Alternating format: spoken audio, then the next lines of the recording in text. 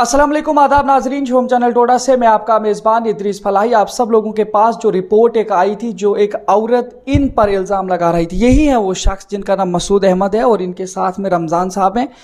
तो इनके खिलाफ जो है वो हमारे साथ जो बात किए थे, आम तौर से ये एक मामला जब हमें लगा कि ये एक आपसी ज़ाती ज़िद और कुछ लड़ाइयों की वजह से, और ये क्योंकि आपस में कुछ अपने लगते हैं रिश्ते में भी, हमने ये मुनासिब नहीं समझा था कि हम इस तरीके की रिपोर्ट अपने सामीन और समाज तक पहुंचाएं, जिससे समाज के दरमियान कुछ इस तरीके की चीज़ें फैलें जिससे जो है समाज को नुकसान हो।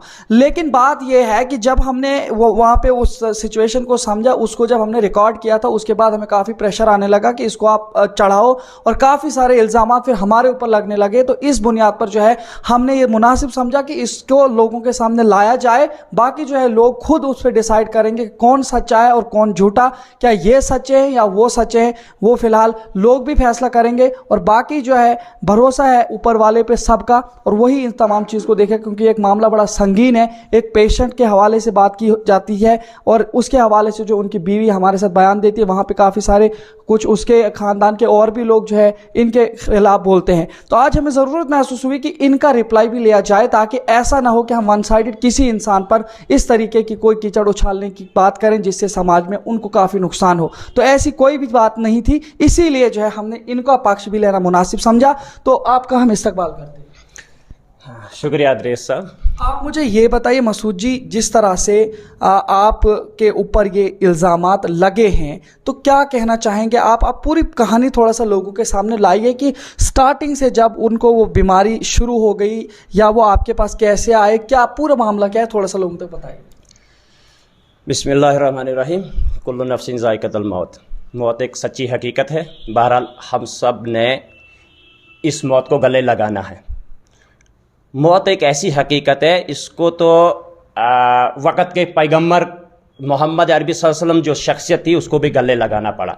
बहरहाल दुनिया के एक आम इंसान, अल्लाह जब चाहे जिसको चाहे, अल्लाह की ज़ात वो ज़ात है, मार सकती है बीमारी की हालत के अलावा भी, और बीमारी में भी, बीमारी दे के भी बहुत सारे लोगों को अचानक से एक्सीडेंट हो जाता है, तो उसका मतलब उनके अंदर उस वक़्त कोई बीमारी नहीं होती। अब बहुत सारे इंसान ऐसे मर जाते हैं जिनको अल्लाह पाक कोई बीमारियां डाल देते हैं। तो बहरहाल ये सारे इल्ज़ामात जो हैं ये बेबुनियादा हैं।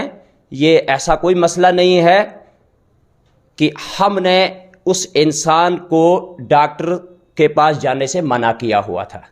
अलबत्ता मैं आपको बोलता जाऊं, पिछले साल की बात है, यानी कि 2021 की शुरुआत में जब ये लड़का बीमार हुआ, मैं डोडा के अंदर रिहाइश हूँ, यहाँ कमरा लिया हुआ है, बच्चों को पढ़वा रहा हूँ, एक गरीब ख़ानदान से ताल्लुक़ रखता हूँ, मामार हूँ, बेसिकली मिस्त्री का काम करता हूँ, कुरानी इल्म थोड़ा बहुत अंदर है, बाकी कोई मसला नहीं है, बाकी कुछ भी नहीं है मेरे अंदर।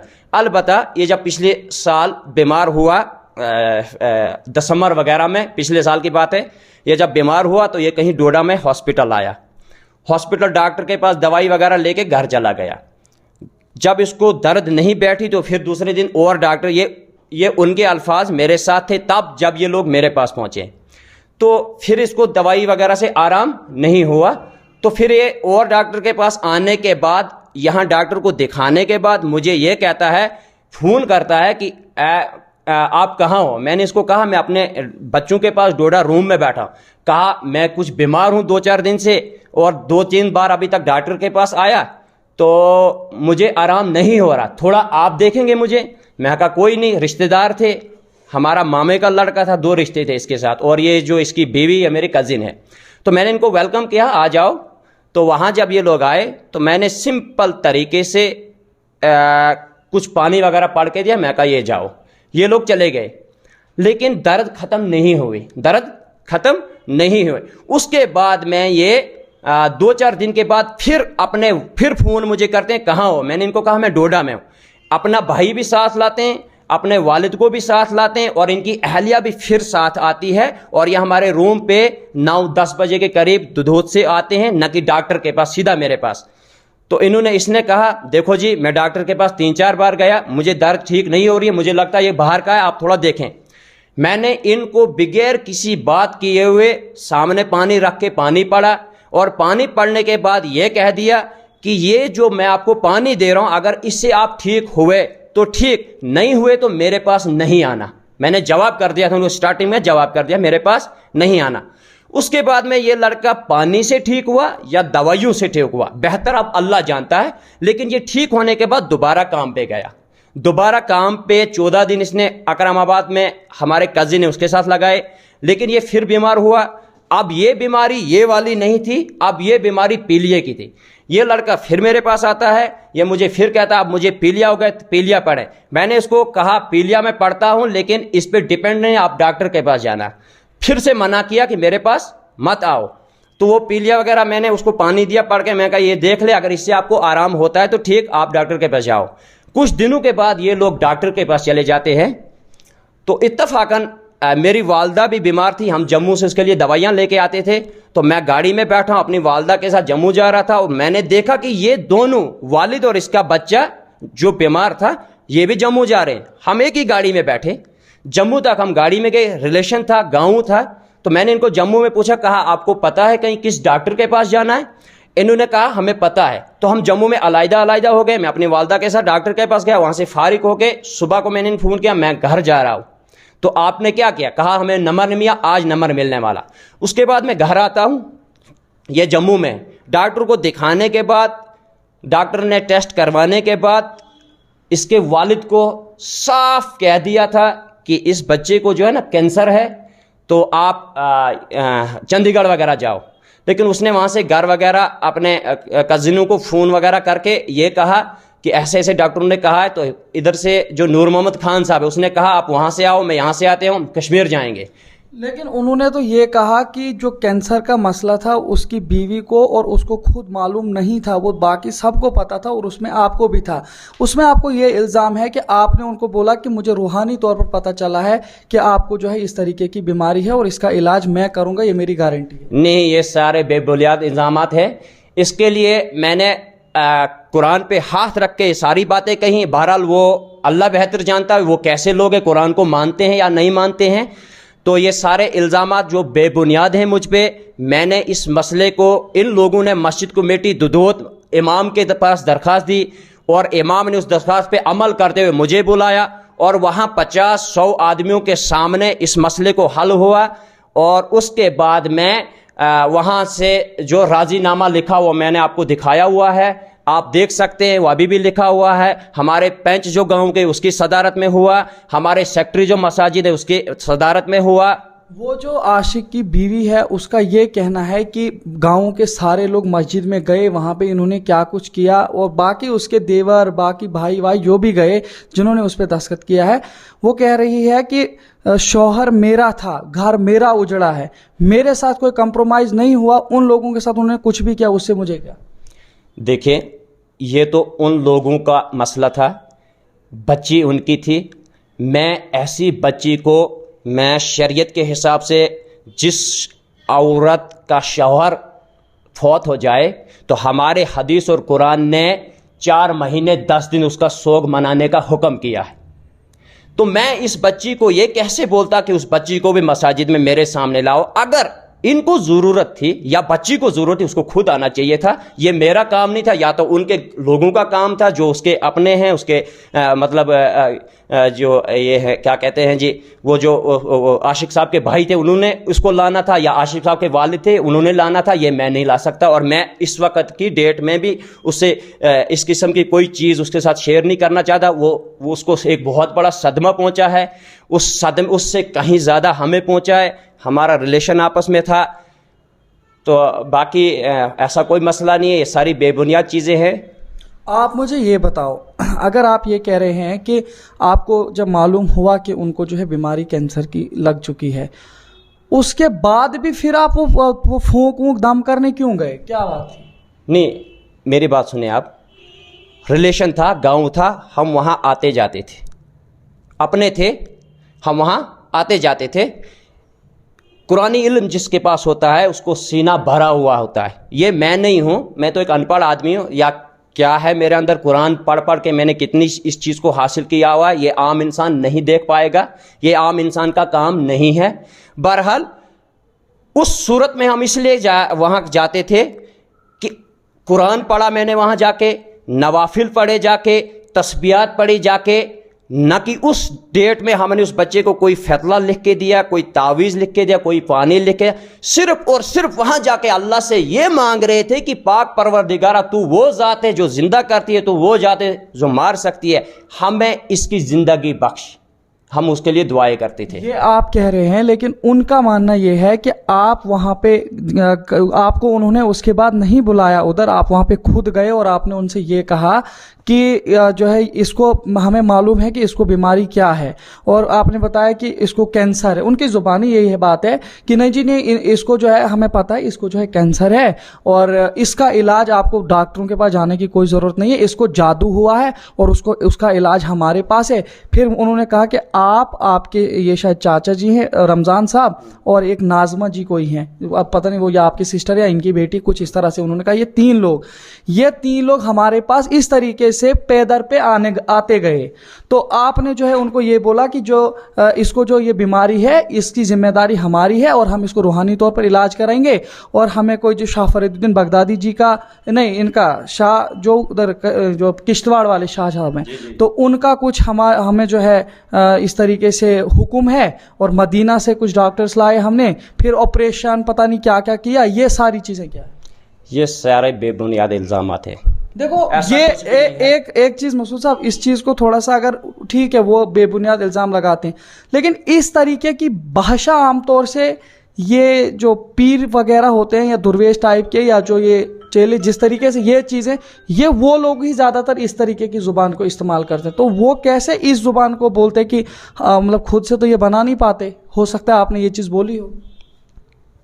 कौन सी चीज़? कि हाँ जो है हम इसका इलाज करेंगे, इसको जादू हुआ है। फिर आपने कुछ लोगों के नाम भी उनको बताए हैं कि इसका भाई है, इसका चाचा है, और कोई लोग हैं जो इसको जो है सता रहे हैं। सब ये बात मैंने आपसे पहले कह दी कि ये सारा मामला जब मुझ पे ये सारे इल्ज़ामात लगे तो कुरान पे हाथ रखे, मसाजिद के अंदर हमने इस बात को किया, और उन लोगों के सारों के दस्तखत उस पर मौजूद है जो हमने आपको दिखा भी दी।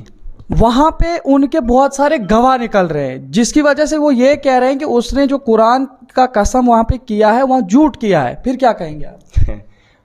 अल्लाह अकबर, इससे बड़ी क्या चीज़ हो सकती है? कुरान मुसलमान के लिए सबसे बड़ी किताब है।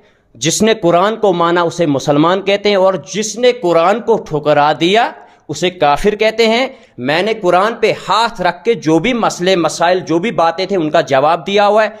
अब वो मुसलमान अगर है तो उस चीज़ को माने, अगर वो अपने आप को काफिर करार दिलवाना चाहते हैं तो वो बेहतर, उनको तो ये तो आलिम फैसला कर सकते हैं। अगर मैं मुसलमान हूँ, मैं मुसलमान कुरान पे हाथ रख के किसी चीज़ को बोलता हूँ, अगर आप लोग नहीं मान रहे तो वो आलिम कह सकता है आप क्यों नहीं मान रहे हो, या आपका ज़मीर कह सकता है आप क्यों नहीं मान रहे हो।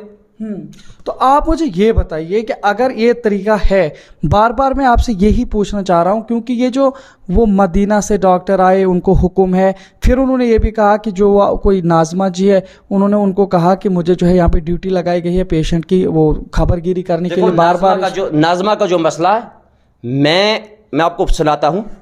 मैं कुछ दिनों ऊपर रहा, जब ये एलिगेशन मुझ पे लगाए गए, कुछ दिनों वहाँ आता जाता रहा। उसके बाद में 28 फरवरी को स्कूल खुलते हैं, पूरी कहानी सुने आप, और मैं अपने बच्चों को लेके डोडा आता हूँ 28 फरवरी को, डेट ना याद डाल रखें आप, 28 फरवरी को मैं डोडा आता हूँ। 28 फरवरी के बाद मैं ईद पे घर जाता हूँ, या उस दिन जाता हूँ जिस दिन वो बच्चा फोत हो जाता है, जनाजे के लिए जाता हूँ, घर जाता हूँ, और सिर्फ जनाजे में रुकता हूँ, उसके बाद में फौरन आता हूँ। अब ये बीच वाला गैप जो है 50 या 60 दिन का है। उनका ये कि मानना है, आप मुझे कह रहे हैं, आप सवाल कर रहे हैं, या उन्होंने आपसे ये बातें कही, वो उसमें जो रिकॉर्ड हुई, ठीक है ना, कि इसलिए हमें डॉक्टर के पास जाने नहीं दिया, इतना ही वो कुछ गैप कह रहे हैं। अब मैं डोडा में हूं, वो लोग दुधोत में हैं। आप मुझे ये बोलो कैसे मुमकिन है कि मैंने उनको रुका के रखा? क्या बच्चा मेरा था? बच्चा शरीफ खान का था? क्या शौहर आसमा का था? अगर मैं उनके दरवाजे पे खड़ा था कि इसको नहीं लेना है, 50 दिन के गैप में मैं इन लोगों के पास नहीं गया, 50 दिन के गैप में मैं इन लोगों के पास नहीं गया। और इसकी एक और रीज़न है, 50 दिन का गैप, मोहम्मद शरीफ खान जो है ये 21 फरवरी को मेरे पास काम पे आते हैं बहैसियत मिस्त्री। मैं मिस्त्री हूँ, मैं काम करता हूँ, मैं ठेके करता हूँ, और ये मेरे पास काम पे आते हैं 21 फरवरी को। 21 फरवरी को ये काम पे आते हैं। और उसके बाद में ये 41 दिन मेरे साथ काम पे रहते हैं। कितने दिन? 41 डेज। अब मुझे ये बोलो, अगर लड़का बीमार था तो वो काम पे नहीं होते, अगर लड़का ठीक था तो वो काम कर रहे थे। दोनों में से तो एक सूरत थी। ये कैसे मुमकिन है? ये वो लड़का, उसका वालिद मेरे साथ काम करता है। अब उन्होंने ये एक बात कही है कि आप जो है जो रूहानियत के इल्म के हवाले से बात करें, आपसे मैं पूछना चाहूँ, क्या आपके पास वाकई कुछ इस तरीके का रूहानी इल्म है जिससे आप लोगों के साथ ये तावीज़ या फतले जो आप बोल रहे थे या दम करते हैं वगैरह, ये आप इस तरीके का इल्म रखते हैं? देखो, इल्ला माशाल्लाह दुनिया का हर मुसलमान जिसने कुरान को पढ़ा है वो इस चीज़ को कर सकता है। मतलब करते हो आप? हाँ, वो इस चीज को कर सकते हैं। वो अब ये बोल रहे हैं कि अगर आप ये चीज करते हो, इसका मतलब ये है कि आप वहां पे उनके साथ इससे मतलब फूकदाम वगैरह आप उसको करते थे या आप मानते हैं? तो मैंने आपको पहले ही कहा कि वो डोडा में आप मानते थे। हाँ। मतलब वो आता था आपके पास, या आप उसके पास जाते थे, मगर ये दाम वाम हुआ। हाँ, ये चीज आप मानते हैं। वो ये कह रहे हैं कि एक बयान उनका ये है कि उन्होंने इसका, जब आप वो पीलिया पढ़ रहे थे, अब देखो क्या कह रहे हैं वो, जब आप उसको पीलिया पढ़ रहे थे कुछ दिनों तक उसको आराम हुआ, ये उनकी जुबानी है, उसको आराम हुआ। ये जवाब मैंने आपको पीछे दिया। नहीं, सुने मैंने बात सुनी आप। ये जवाब आपको पीछे नहीं मिला। अगर उसको पी लिया था, अगर वो बीमार था, मेरे पढ़ने के बाद उसके वालिद 40 दिन 41 दिन मेरे साथ काम पे थे, इसका मतलब बच्चा ठीक था ना। अब वो यही कह रहे हैं कि उसको आराम हुआ, पीलिया जो भी आपने पढ़ा उसको आराम हुआ। उसके बाद उसने ये कहा कि मुझे डॉक्टरों के पास नहीं जाना है। कौन कहने लगा? वो कह रही है कि उसने कहा कि मुझे जो है फर्क हुआ है। तो उसके बाद वो काम करने लगे। उसके बाद फिर से वो जब बीमार हुआ, वो कहने लगे फिर हम जम्मू गए। फिर जम्मू के बाद जब हमने टेस्ट वगैरह लिए तो उसके बाद पूरे गांव में एक खबर फैली कि उसको जो है ये इस तरीके की मौलिक बीमारी लगी है। उसके बाद उनको जाना था डॉक्टर के पास कश्मीर। वो कश्मीर गए, कुछ दिन रहे वहां पे और टेस्ट कराए, उनको कोरोना पॉजिटिव आया, ऐसे उनके अल्फाज हैं। उसके बाद उनको डॉक्टर ने ये बताया कि आप जो है फिलहाल कुछ रूम वगैरह रख के 10 दिन तक किसी जगह रहो, 10 दिन के बाद आप आना तो इनका इलाज शुरू करेंगे। तो उनका जो शौहर था, जो कह रही है अभी औरत, जो जिनका इंतकाल हुआ, कि वो जो है उन्होंने कहा कि नहीं, घर पे बच्चे वगैरह भी हैं और 10 दिन क्या करेंगे, इधर इधर खर्चा वगैरह होगा तो हम घर चले जाएंगे। कहने लगा हम जब घर चले गए तो घर जाने के बाद ही जो है आप लोग जो वहां पे कुछ गए हैं और आपने उनको बताया इसको वहां जाने की जरूरत नहीं, इसको जादू हो रहा है और उसको इलाज हम करेंगे, तो ये कैंसर वगैरह कुछ भी नहीं है। फिर उसी चीज के लेकर के जब उन्होंने ये सारी कहानियां जब हमें बताई, उसमें ये कह रहे हैं कि जो वो शख्स था उसको आपने कुछ इस तरीके से बोला कि आपको कोई घबराने की ज़रूरत नहीं है, आपका इलाज हो जाएगा, हम रूहानी तरीके से इस चीज़ को करेंगे, आपको कोई दवा खाने की ज़रूरत नहीं, और अगर आपको कैंची लग गई यानी लोहा लग गया तो आप नहीं बच पाओगे। ऐसे आपने उनका माइंड बनाया, जिसकी वजह से अगर आप वहाँ गए भी नहीं, जब तक न उसका इंतकाल हुआ, वो डॉक्टर के पास नहीं जाने लगा। यानी कि उनके मुताबिक कि आपने उसके दिमाग पर इस तरीके का वार किया कि वो कभी डॉक्टर के पास जाने के लिए नहीं गया। ऐसी कोई बात नहीं है इदरीस साहब। जिसको दर्द होता है, तकलीफ होती है, वो किसी पीर फकीर को नहीं मानते हैं। ये उनका बेबुनियादा इल्ज़ाम है। अगर उनका बच्चा बीमार था तो उन्हें डॉक्टर के पास उन्हें खुद ले जाना चाहिए था। वो पीर फकीर क्या मसला है, वो ये सारे बेबुनियादा इल्ज़ाम हैं। हमने ऐसी कोई बात उस बच्चे के साथ नहीं की। आपने उसको बोला जादू है आपको? बिल्कुल नहीं कहा।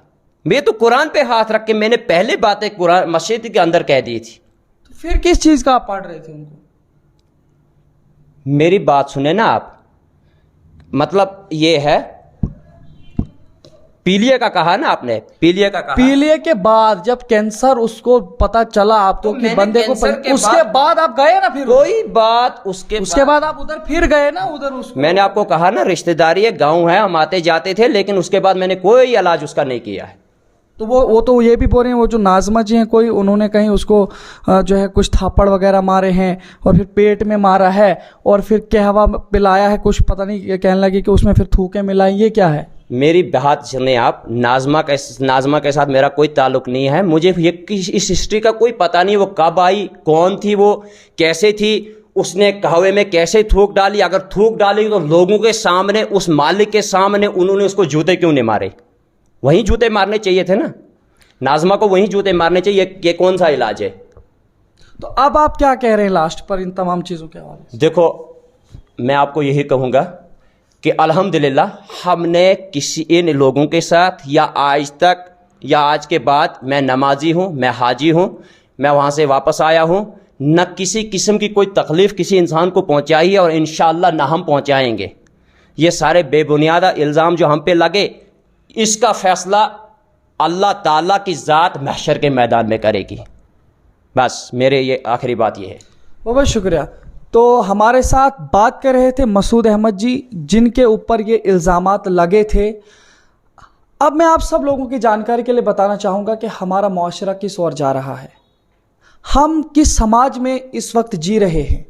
क्या उस समाज में जिसमें अभी भी लोग सुपरस्टिशियस चीज़ों पर यकीन रखते हैं, कुछ लोग उन्हें उस पर यकीन दिलाने के लिए कोशिश करते हैं और कुछ लोग उस पर अंधा यकीन कर लेते हैं, जिसकी वजह से अब जो लोग ये कह रहे हैं कि एक पेशेंट को इस तरीके से इनकी वजह से हुआ, जितनी गलती अगर हम इनकी रखें उतनी गलती उनकी भी है कि सुपरस्टिशियस चीज़ों पे इस तरीके का यकीन बनाना। तब तक आप उस पर यकीन जमाए रखें जब तक कि उनका इंतकाल हुआ। अब अलग बात है कि अगर ये कह इन्होंने इसको वो यकीन रखवाया होगा, लेकिन तब भी मैं यही कहना चाहूँगा हर अपने समाज के लोगों को कि इस तरीके की चीज़ों पर बिल्कुल भी ऐसा कुछ यकीन ना करें जिसकी वजह से पेशेंट्स को जो है कुछ प्रॉब्लम आ जाए। आपको जब भी कोई इस तरीके की बीमारी होती है, क्योंकि जब भी आपको कोई फिजिकल प्रॉब्लम होती है, किसी भी तरीके से कोई परेशानी आती है, आप कंसर्न डॉक्टर्स के पास जाइए। इन तमाम चीज़ों पर, कागजात पर, कागजों पर लिखी हुई चीज़ों पर या इन तमाम चीज़ों पर आप बिल्कुल भी यकीन ना करें, क्योंकि यही वो चीज़ है जो हमारे मुआशरे को ख़त्म करते जा रही है। और इसमें चाहे वो हमारे आमिल लोग हैं, चाहे वो आमिलों के मुरीद हैं, ये दोनों की गलतियां हैं। जो मुरीद अपने आमिल पर यकीन करते हैं और जो आमिल अपने मुरीदों को इस चीज़ के यकीन के लिए काम करते हैं, इन तमाम चीज़ों को ख़त्म करने की ज़रूरत है। हमारा यही मैसेज है। हम इन चीज़ों को समाज में फैलाना तो नहीं चाह रहे थे, लेकिन ये एक ऐसी कहानी थी जिस पे बार बार जो है उनकी जानिब से दबाव डाला जा रहा था इनके ऊपर कि आपके साथ जो है, अगर आपने हमारे साथ ऐसा किया, आपने हमारे साथ ऐसा किया, आपने वैसा किया। और फिर उस वजह से हमने ये चाहा कि इस स्टोरी को लोगों के सामने लाया जाए। तो पहले हमने उनका पक्ष भी आपके सामने रखा, अब इनका पक्ष भी रखा। दोनों को मिला करके आप इस पूरी तफसील को क्या समझे हैं और इस चीज़ को जो है आप अपने तबसरे में भी बता सकते हैं। और अपने समाज में इन चीज़ों को, इन बुराइयों को ख़त्म करने के लिए मुरीद जो है अपने आमिलों पर यकीन ना करें और आमिल लोग मुरीद बनाने की कोशिश ना करें। यही हमारा पैगाम है। वरना अब हर एक जगह पे इन जैसे आमिल, जो भी आमिल का काम कर रहे हैं, उन पर छापे पड़ेंगे और बजरिए पुलिस इंशाल्लाह हम कोशिश करेंगे, एसएसपी साहब डोडा के साथ बात करेंगे, उनकी टीम को साथ लेकर के हम ऐसे लोगों के साथ जाएंगे जो लोगों को धोखों में रखते हैं, जिसकी वजह से कुछ लोगों की जान चली जाती है। उसमें जो है मुरीदों की भी बहुत ज़्यादा गलती है जो इन तमाम चीज़ों पर यकीन रखते हैं। और जब वो मामला, वो हादसा हो जाता है, उसके बाद फिर उस पीर और आमिल के खिलाफ हो जाते हैं, लेकिन तब तक उसके साथ रहते हैं। तो ये थी वो कहानी जो आप तक पहुंचाने की कोशिश की। इसी तरह देखते रहिए शोम चैनल डोडा। अपने मेजबान इदरीस फलाई को दीजिए इजाजत, मजीद पेशकश करेंगे, तब तक के लिए अल्लाह हाफिज।